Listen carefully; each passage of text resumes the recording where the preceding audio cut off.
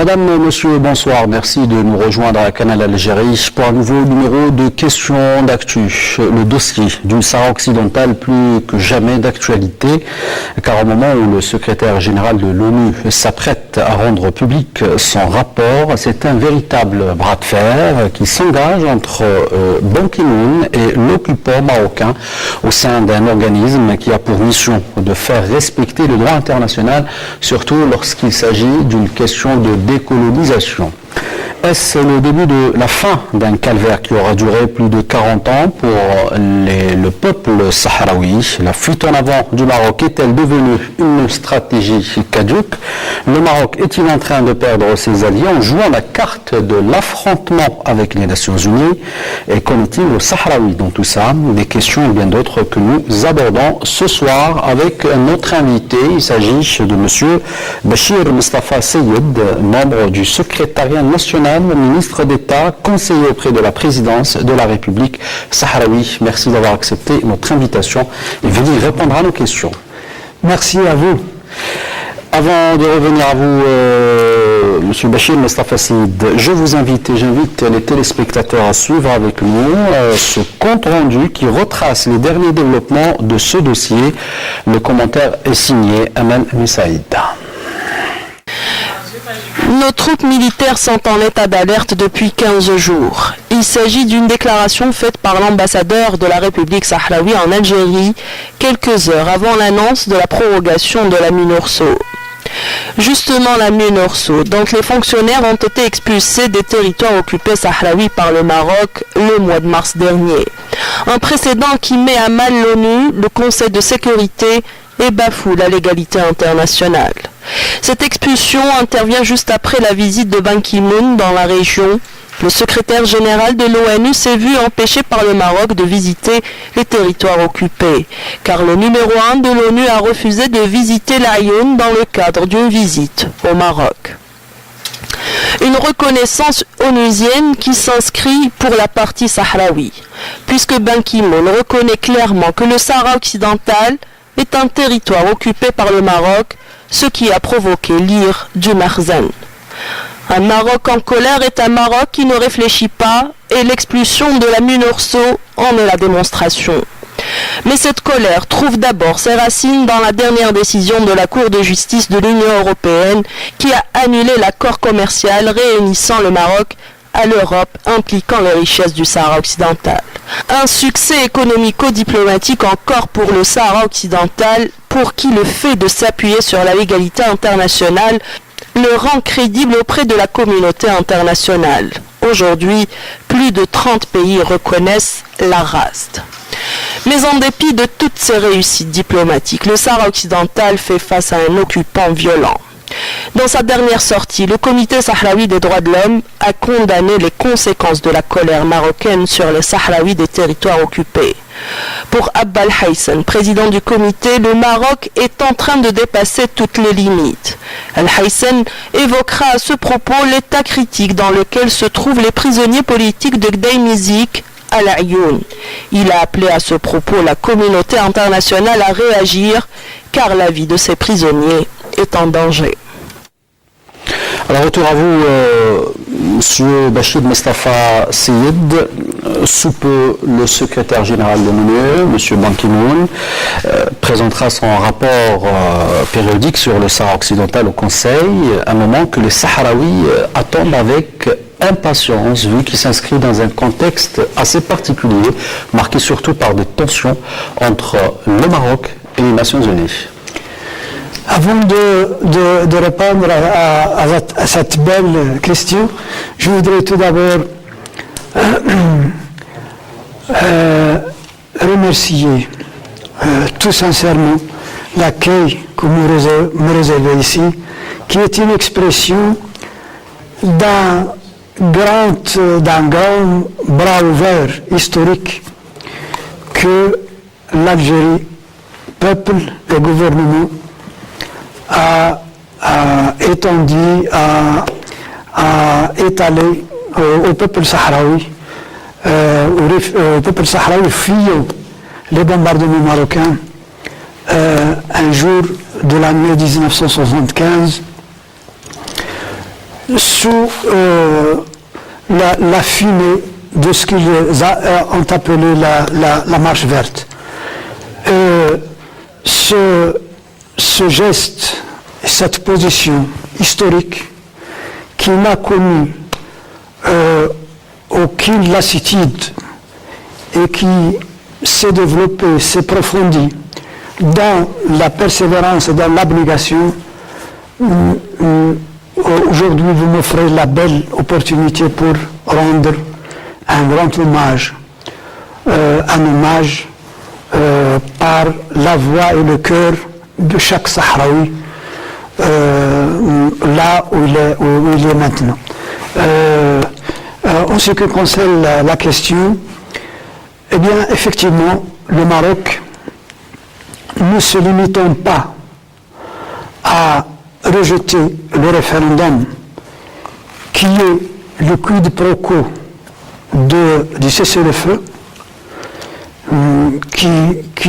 qui sont les deux mots, les deux idées fondamentales, essentielles de tout ce plan de paix, de cet accord historique qui a été confectionné par les Nations Unies avec le consentement et du Maroc et du Front Polisario et qui a été adopté par le Conseil de sécurité.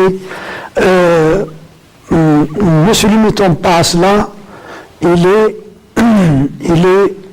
est allé à pratiquement bloquer, à rendre impossible toute démarche de bons offices que les Nations Unies entendent réaliser pour surmonter les entraves, les blocages que le Maroc s'est ingénié à adresser devant la mise en application du plan de paix de l'ONU et de l'Union africaine.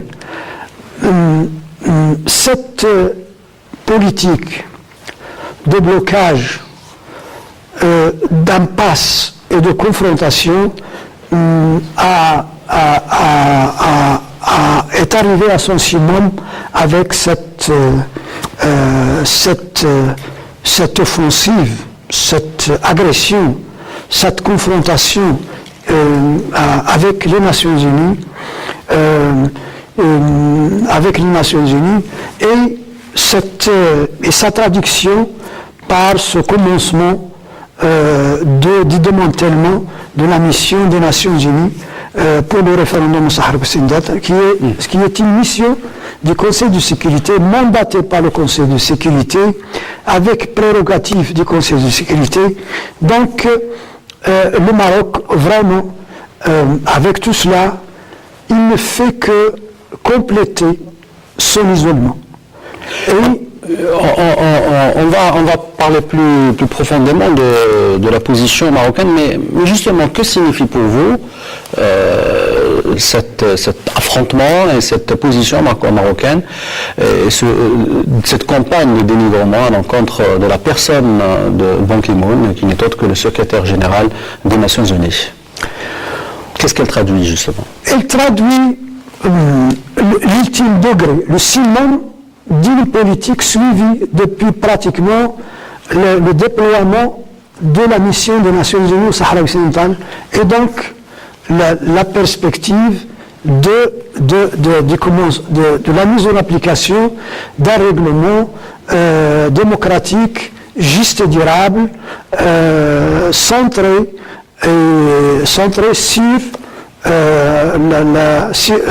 sur la permission au peuple du Sahara occidental de déterminer, de décider de son avenir, de sa destinée, de choisir entre l'indépendance ou l'intégration au Maroc.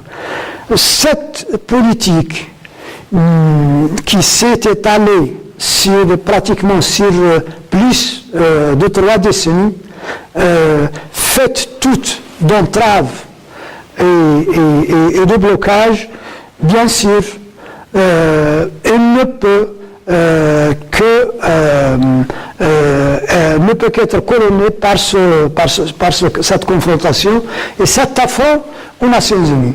Le secrétaire général n'a fait pratiquement que ce qu'il ne pouvait que faire, à savoir, avant de laisser sa place comme secrétaire général, il doit quand même rendre visiter, voir un conflit dans lequel les Nations Unies, la communauté internationale est la responsabilité aussi. Absolument. Impliqués depuis des décennies et voir encourager une mission des Nations Unies qui se débat dans un climat hostile, dans une situation pratiquement très hospitalière et donc qui vraiment a besoin de son encouragement. Le Maroc a interdit le secrétaire général de visiter, puisqu'il a rejeté pratiquement toutes les offres de date, il a imposé qu'il puisse y avoir de convenience de date. Le roi est absent et il est en France, en Turquie, en Émirats arabes.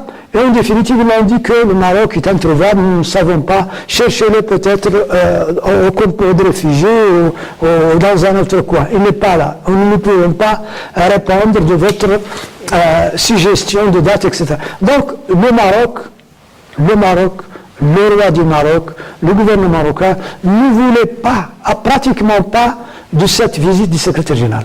Et avant cela, ils ont interdit aucune visite, aucune randonnée de son envoyé spécial.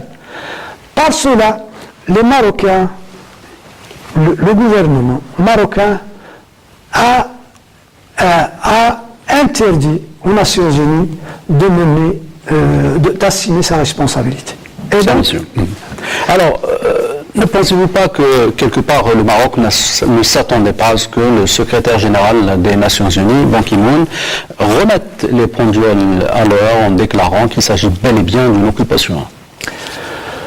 Le secrétaire général n'a pas innové en cela. Et ce n'était pas la première fois que les Nations Unies et le Conseil de sécurité a utilisé le mot occupation. Parce qu'il n'y a pas d'autre adjectif, c'est une question de décolonisation. Il n'y a pas d'autre épithète à ce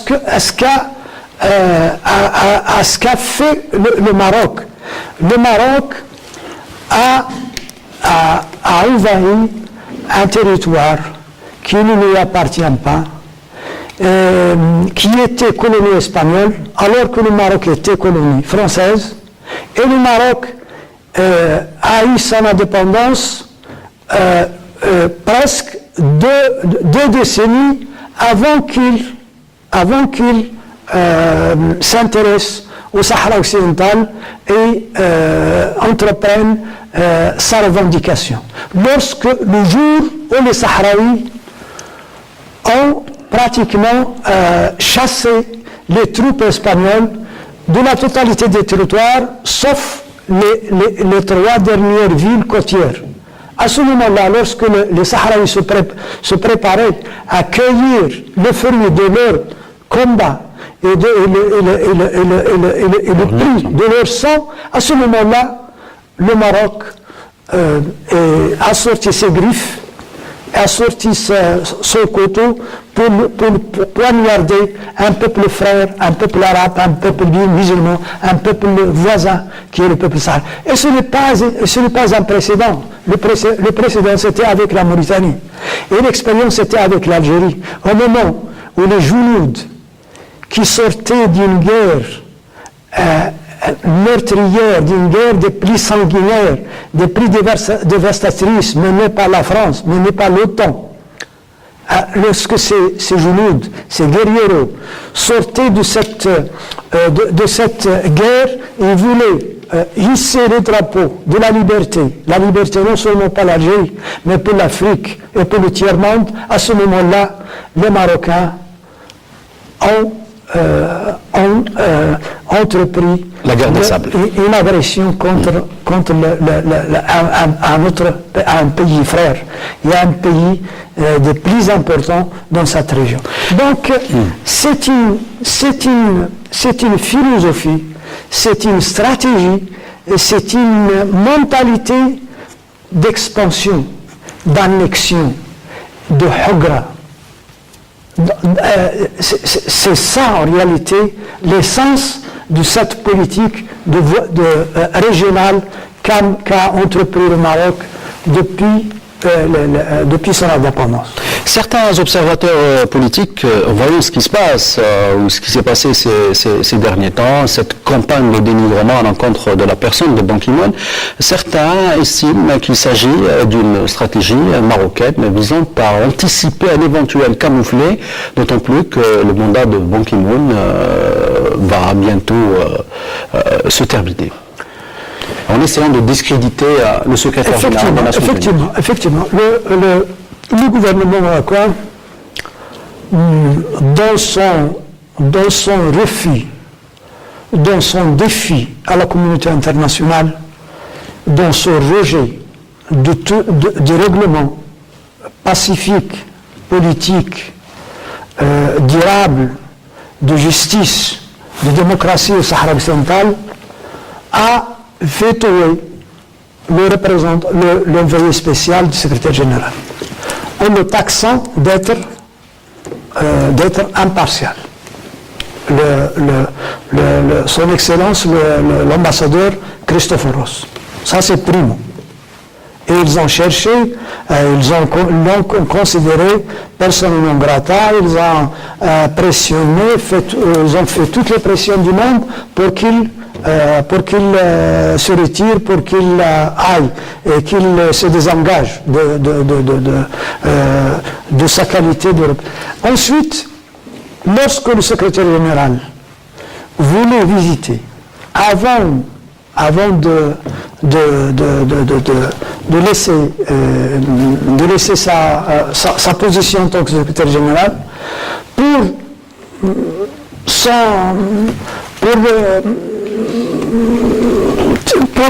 laisser dans les annales qu'il a visité le Sahara occidental, qu'il a salué les membres de sa mission, les Marocains ont dit pratiquement niet. Ils ont dit non. Donc ils voulaient pratiquement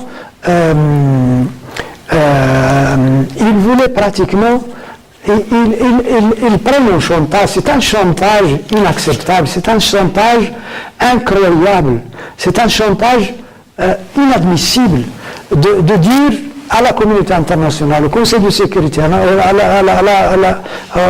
aux Nations Unies, que, ou bien, vous dites que le Sahara occidental est marocain et le Maroc a la souveraineté, et donc il peut décider ce qu'il peut offrir, ce qu'il peut donner au Sahraoui, ce qu'il ne peut pas donner. Eh bien, vous ne mettez pas le pas ici et vous ne pouvez pas assumer vos responsabilités. C'est le Maroc dit. Ce dictat,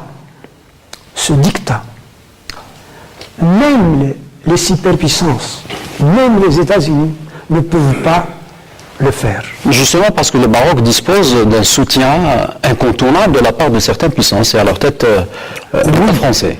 Certainement. Mais est-ce que la France, pour puissante qu'elle puisse être, pour hégémoniste qu'elle puisse être, pour aventuriste qu'elle puisse être, est-ce qu'elle peut empêcher un secrétaire général des Nations Unies d'entreprendre une visite de bons offices ou une visite qui peut servir aux causes de la paix, aux causes de la stabilité? Ils ne peuvent pas. Mais, effectivement, le Maroc, fructifie et utilise avec une maladresse inouïe et un manque de maturité incroyable la position supposée de la France. Cette apparence d'être avec le Maroc.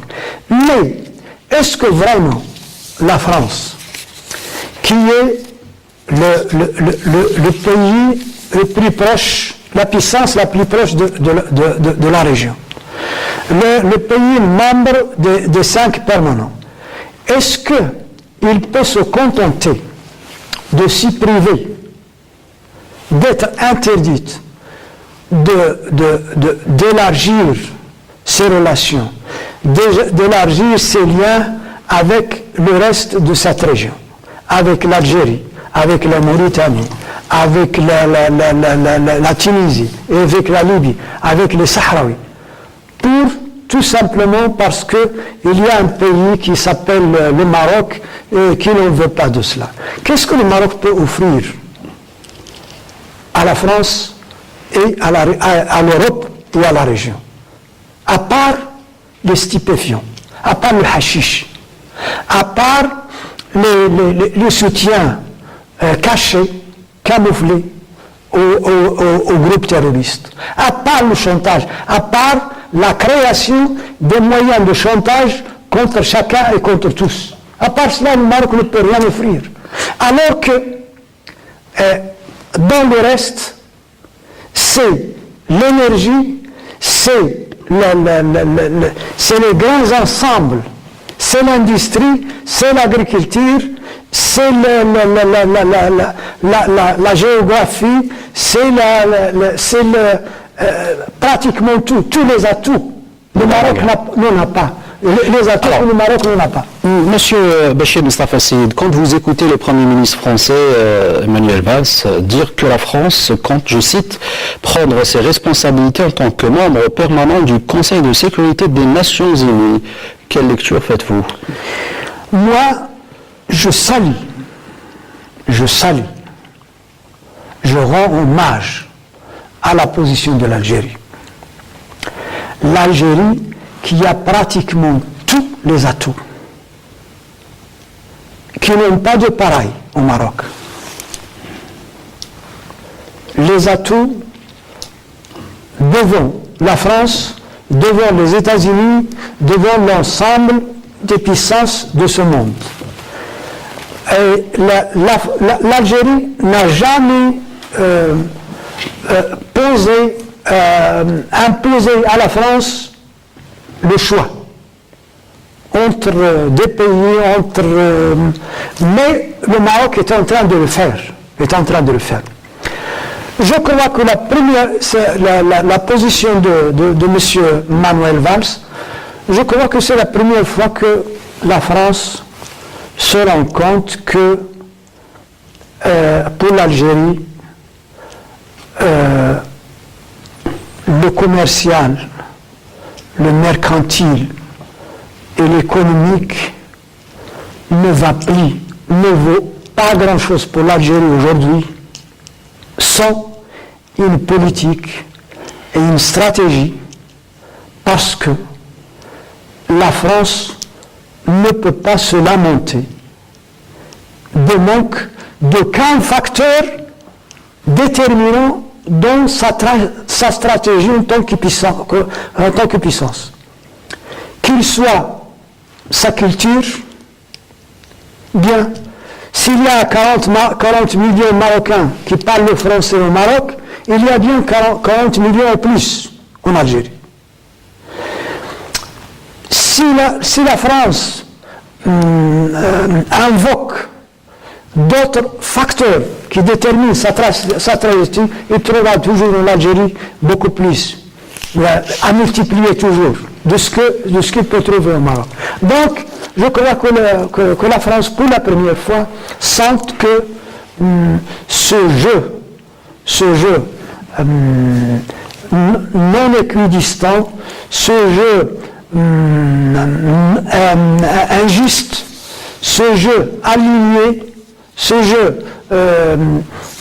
a priori ne peut plus servir ses intérêts. Alors, le Premier ministre sahraoui Abdelkader Taleb Omar a mis en garde contre la décision grave prise par le Maroc de réduire la composante politique et administrative de la MINURSO, estimant qu'il s'agit d'une déclaration de guerre. Le 30 avril approche à grands pas. Qu'en est-il de l'après-30 avril? Oui, je crois que le leadership sahraoui considère que si le Maroc transgresse l'un de ces deux éléments, il déclare, il annonce le retour à la guerre. Soit le démantèlement de la MINURSO ou la sortie de ces troupes du mur de la honte où se retranchent, où se protègent ces soldats. L'un de ces deux facteurs constitue un casus belli. Maintenant, nous sommes tous en attente de cette date butoir, de la considération des rapports du secrétaire général par le Conseil de sécurité et partant de la résolution du Conseil de sécurité. Bien sûr, le Maroc a mis la dragée haute au Conseil de sécurité et il s'est livré à un grand chantage. C'est lui qui détermine pratiquement tout à la place du Conseil de sécurité, à la place des Nations Unies. C'est lui qui s'approprie les prérogatives, le volume, le format, le volume, l'importance de la mission et la qualité de ses prérogatives, etc., etc. Après avoir empêché cette mission, après l'avoir domestiquée, après l'avoir encerclée, après l'avoir empêché de mener quoi que soit qui puisse vraiment être énuméré par les Sahraouis comme quelque chose que cette mission a fait depuis son déploiement. Il veut tout simplement s'interférer dans le contenu du rapport du secrétaire général. Il veut dicter pratiquement et les mots et placer les lettres et donc comment dit-il, contrôler les mots et contrôler les sens. Donc il ne veut absolument rien qui puisse être considéré comme écho, comme écho de la visite du secrétaire général. Mais est-ce que... Il veut que le Conseil de sécurité reste dans le vague, reste dans la terminologie, le jargon insipide, incolore, une odeur de solution politique, consensuelle, avec le consentement de chacun, etc., etc. Il veut que, lui, avec sa maladresse, avec sa nervosité, avec son arrogance, a miné le statu quo, a miné l'impasse duquel il gagne, duquel vraiment, duquel le Maroc était vraiment gagnant. Nous étions perdants. Avec l'impasse, nous n'avons rien gagné, à part le fait que nous subissons la guerre psychologique, la guerre Justement, est-ce que le Front Polisario envisage sérieusement le retour à la lutte armée après cette date? Sérieusement, le Polisario ne cherche pas à revenir à la guerre. Tout simplement parce qu'il l'a expérimenté, il sait ce que veut la guerre en termes de pertes humaines, particulièrement et en termes de pertes matérielles et en termes de retard d'une réconciliation et d'une embrassade au niveau régional qui, tôt ou tard, viendra. Mais le Front Polisario ne veut pas que la situation revienne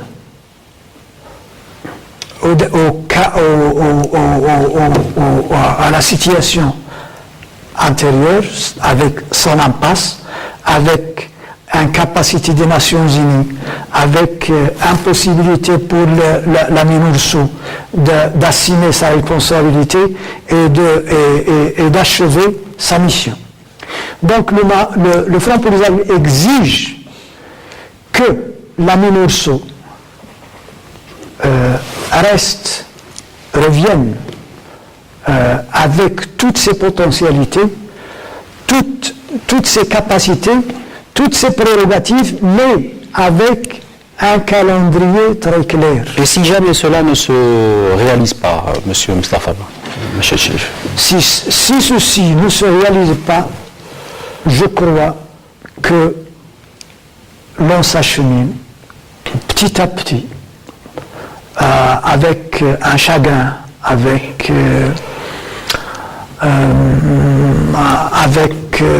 tous les regrets, mais on s'achemine résolument vers la reprise des hostilités.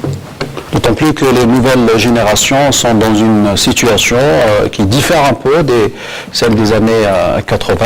La nouvelle génération qui appelle justement à la reprise des hostilités. Cette génération qui subit l'agression marocaine en termes de situation de réfugiés, mais une autre agression encore plus grave, à savoir le déferlement des hashish et des stupéfiants et cet encerclement marocain par les groupes djihadistes, les groupes terroristes qui pillent, qui se forment, qui s'aguerrissent au Sahel, au nord du Mali, qui est physiquement très proche de nous. Donc, si cette situation d'impasse, de manque de perspective sévisse, certainement le leadership sahraoui aura à choisir entre laisser cette jeunesse aller s'embrigader avec les djihadistes ou grossir l'armée sahraoui et reprendre les hostilités pour ouvrir les perspectives que le Maroc ne veut pas laisser s'ouvrir.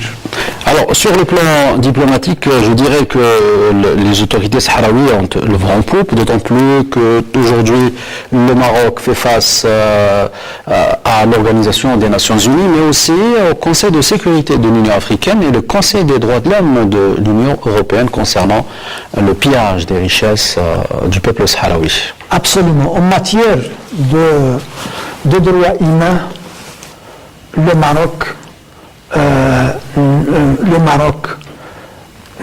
commet les crimes les plus inouïs.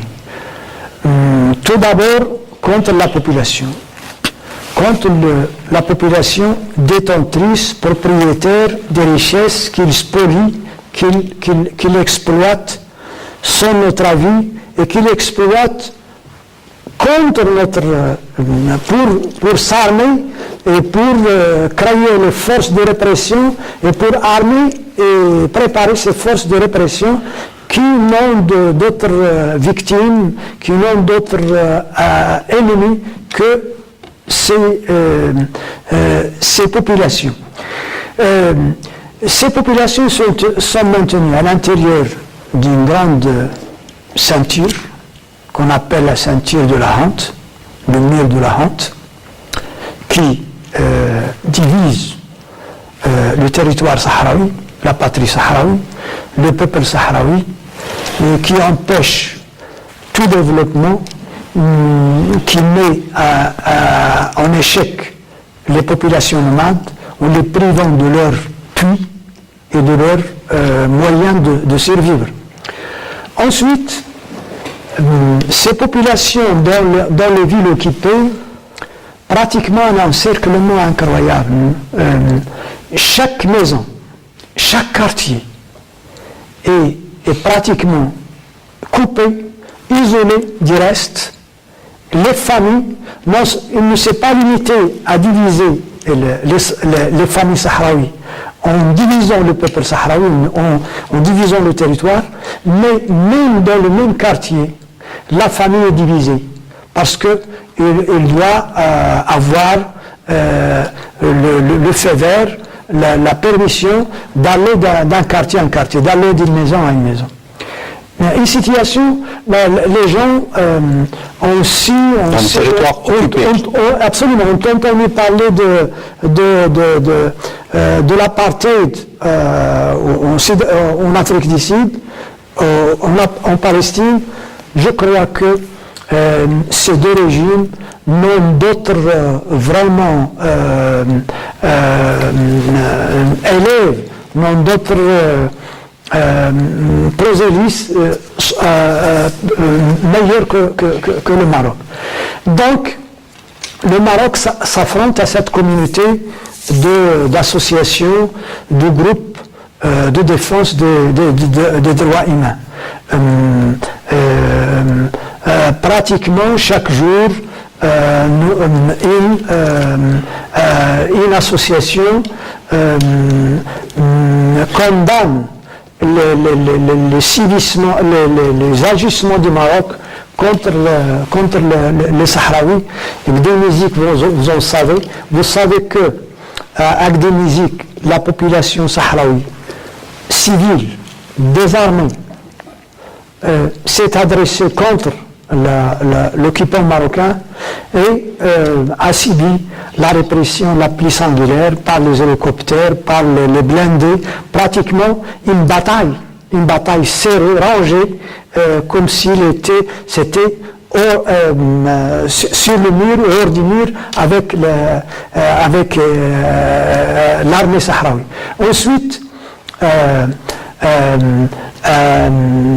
des dizaines de personnes civiles sahraouies ont été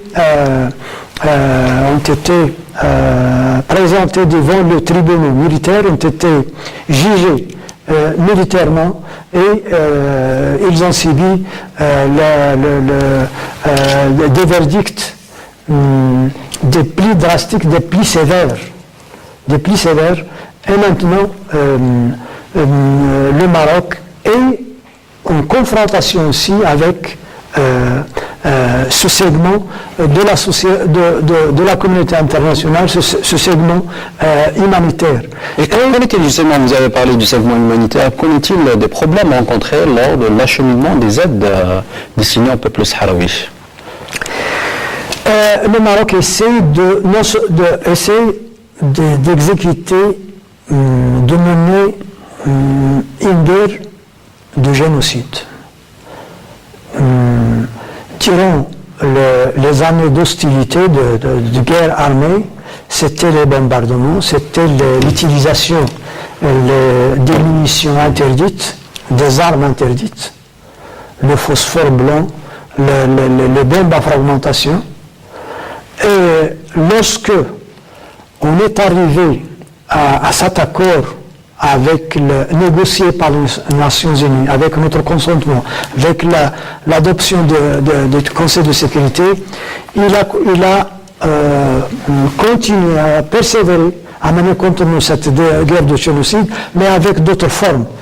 Ces nouvelles formes, c'est les tentatives d'interdire, de s'interférer, d'amener les organisations humanitaires et les donateurs internationaux de non seulement de diminuer, mais de mettre fin à leur aide pour réaliser, absolument, pour réaliser cette guerre de famille affamée des Sahraouis.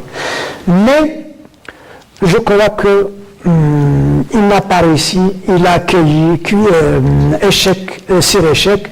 Je crois que dans ce domaine de l'affrontement avec la communauté internationale et surtout cet aspect humanitaire, je crois que le verdict de la Cour de l'Union européenne, la Cour de justice de l'Union européenne a été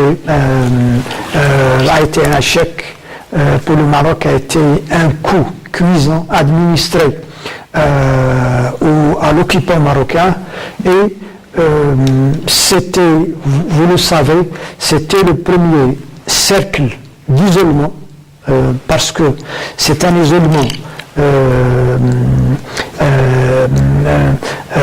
c'était un isolement de qualité dans le sens que c'est sa profondeur stratégique parce que c'est l'Europe qui a permis au Maroc, avec son aide généreuse, économique, financière, de toutes sortes, de tout ordre, qui a permis au Maroc de se maintenir dans son agression, dans son occupation jusqu'à maintenant. Mais ce cercle s'est complété avec la confrontation avec les Nations Unies et l'ensemble de la communauté internationale. Alors, pour éviter la guerre, on fait recours aux négociations, on fait recours au dialogue. Est-ce qu'il y a d'éventuels contacts avec les autorités marocaines pour relancer le dialogue comme on a vu lors des rencontres informelles de Manasset? Le Maroc a empêché, a bloqué ce processus de négociation. Et la dernière résolution du Conseil de sécurité qui mandatait le secrétaire général de persévérer dans ses efforts et l'envoyé spécial de multiplier les efforts et de mener et de multiplier les visites au territoire s'est affronté à un refus et à un blocage systématique et un mur de la part du Maroc. Je vous pose cette question parce que Ban Ki-moon, avant les hostilités lancées à son encontre, avait appelé au lancement de négociations sincères dans les mois à venir. Absolument. Parce qu'ils sont toujours d'actualité. Absolument. Parce que la dernière résolution, en réalité, du Conseil de sécurité, qui reprend d'autres résolutions antérieures, toutes appelées pour l'intensification des négociations. Et l'envoyé spécial du secrétaire général avait comme essentiel marche ou objectif, effectivement, d'amener, de favoriser et de créer l'atmosphère à la reprise des négociations.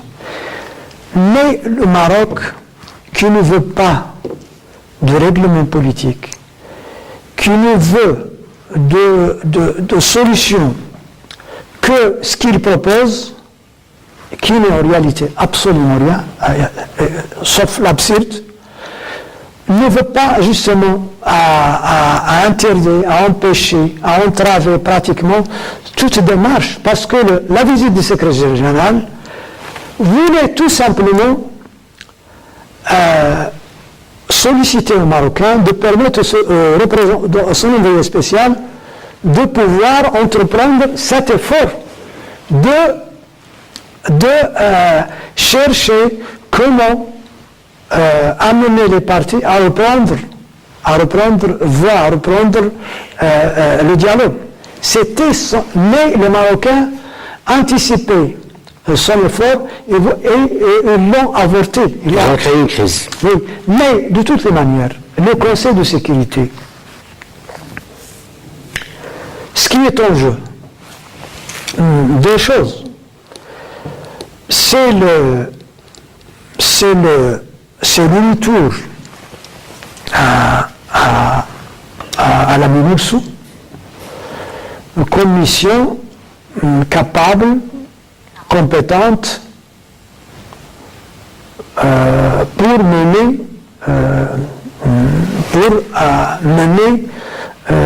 pour assigner, pour parachever sa mission. Deux, c'est l'appel au parti de reprendre le dialogue pour aider l'envoyé spécial, pour aider les Nations Unies à assumer leurs responsabilités en ce qui concerne l'organisation du référendum de l'autodétermination. Donc, ce dialogue est nécessaire. Ce dialogue est voulu par les Nations Unies, par le Conseil de sécurité. Ce dialogue est voulu par les Sahraouis. Et c'est au Maroc de se prononcer, de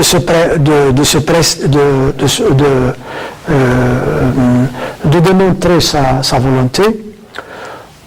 Et je crois que c'est un choix incontournable, c'est une perspective incontournable, mais est-ce que le dialogue veut dire existence de volonté réelle, sérieuse, sincère, d'aller vers le règlement pacifique, juste et durable, à jauger par ces exercices de provocation, ces exercices